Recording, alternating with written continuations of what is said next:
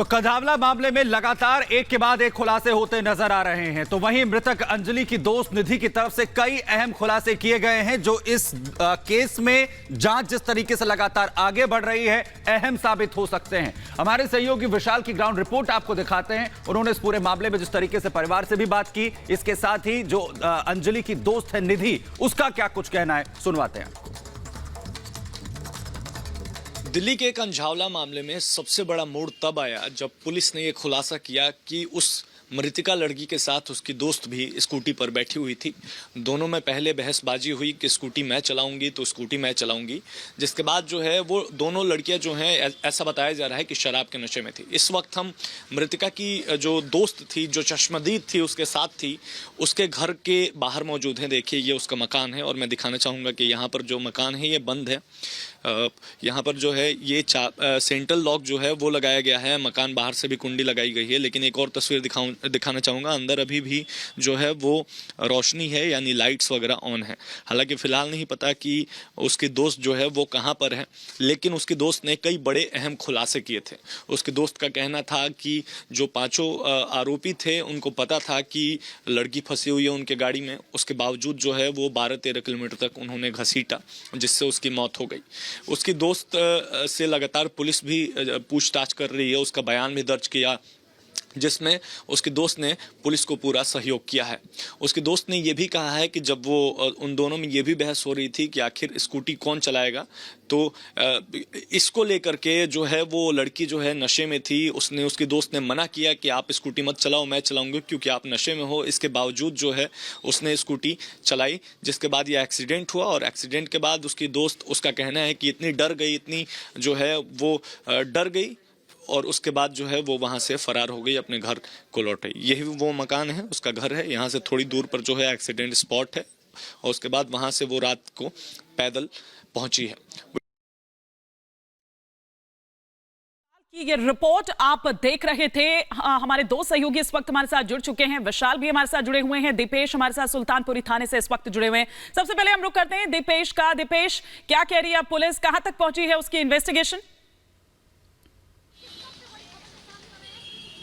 देखिए हिमानी, पुलिस अपनी जांच पड़ताल में जुटी हुई है, लेकिन कहीं ना कहीं पुलिस की इस कार्यशैली पर भी सवाल खड़े होते हैं। मैं उस 31 तारीख से शुरू करूंगा जिसको लेकर पुलिस ने ये दावे किए थे कि महिलाओं की सुरक्षा हमारी पहली प्राथमिकता रहने वाली है। लेकिन उसके बाद भी अगर पुलिस वहां पर तैनात होती तो 12 किलोमीटर किसी लड़की को इतनी आसानी से घसीटा नहीं जा सकता था। यानी एक बात तो यहाँ पर ये कि पुलिस की जो कार्यशैली है उस पर सवाल खड़े हो रहे हैं। अब दूसरी तरफ पुलिस जिस दिशा में जाँच पड़ताल कर रही थी वो अब कल निधि के बयान के बाद एकाएक परिवर्तित होती हुई नजर आ रही है। यानी अब जो जांच है वो निधि के बयान के आधार पर आगे बढ़ती हुई दिखाई देने वाली है। इन पांचों आरोपियों से पूछताछ तो चल रही है, लेकिन इससे इतर निधि के बयानों ने इस पूरे केस को एक बार फिर उलट दिया है, पलट दिया है। यही कारण है कि अब नए सिरे से नए एंगल के साथ जांच पड़ताल जो है वो तेज होती हुई आगे बढ़ती हुई दिखाई देने वाली है।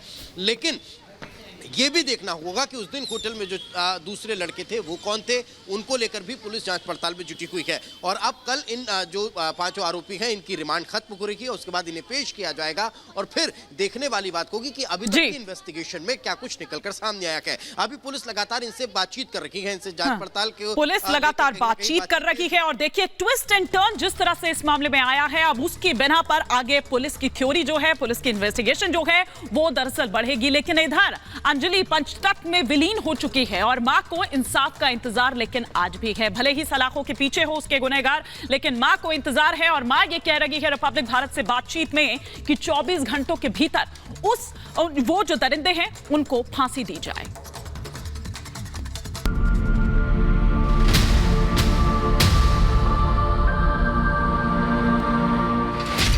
ये दिल्ली के दरिंदों को सजाए मौत देने की गुहार है। या फिर पब्लिक के हवाले कर दो या खुलेआम फांसी दो। अंजलि के परिवार को इंसाफ का इंतजार है। बिना हेलमेट के चले जाओ, पुलिस वाले फट पकड़ लेंगे। ये बेटी की मौत से सदमे में आई मां की करुण पुकार है। मेरा बेटा ही था, मेरा सब कुछ करती थी, दवा गोली कपड़े लत्ते, मेरे बच्चों का खान पान वही करती थी। कंझावला कांड ने एक मां का सहारा छीन लिया। बेटी के रूप में अंजलि की मां ने अपने घर का आसरा मानो गंवा दिया। लेकिन रिपब्लिक भारत से बात करते हुए अंजलि की मां ने आरोपियों को तुरंत फांसी देने की मांग की है। हमें अभी फांसी चाहिए 24 घंटे के अंदर अंदर, नहीं तो अभी तो पब्लिक क्या टूटी थी, फिर टूट जाएगी पब्लिक। ये मत सोचना कि दाह संस्कार कर दिया उसका कि पब्लिक शांत बैठ जाएगी, नहीं, अभी भी वहीं की वहीं है पब्लिक, कहीं नहीं गई। मेरी तो बेटी जो गई, मगर उनका भी बेटा जाना चाहिए, नहीं तो अपना बेटा मुझे दे दे, जिन्होंने भी मेरे बेटी के साथ ये करा है। बेटी के जाने से मां गमगीन है, मगर उन्हें इंसाफ की उम्मीद है। इस बीच पोस्टमार्टम रिपोर्ट आने के बाद अंजलि का अंतिम संस्कार कर दिया गया। बड़ी संख्या में लोग अंतिम यात्रा में शामिल हुए।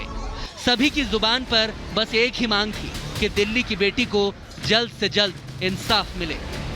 कानून की जाएगी तभी तो ये कार्रवाई सख्त करेंगे, इससे पहले इन्होंने क्यों नहीं किया? भाई इसके गाड़ी के नीचे डेड बॉडी है, आप जरा एक बार देखो तो पुलिस वाले ये कहते हैं, उनका एक्शन ये होता है, तू तो बची है ना, तू जा घर, हम देख लेंगे। दिल्ली पुलिस अगर थोड़ा सा चुस्ताई दिखाती उस दिन तो शायद ये घटना नहीं होती, क्योंकि 31 को दिल्ली पुलिस चप्पे चप्पे पर तैनात होती है, मगर मुझे समझ नहीं आया कि उस दिन चप्पे चप्पे में हमारी दिल्ली पुलिस कहाँ थी।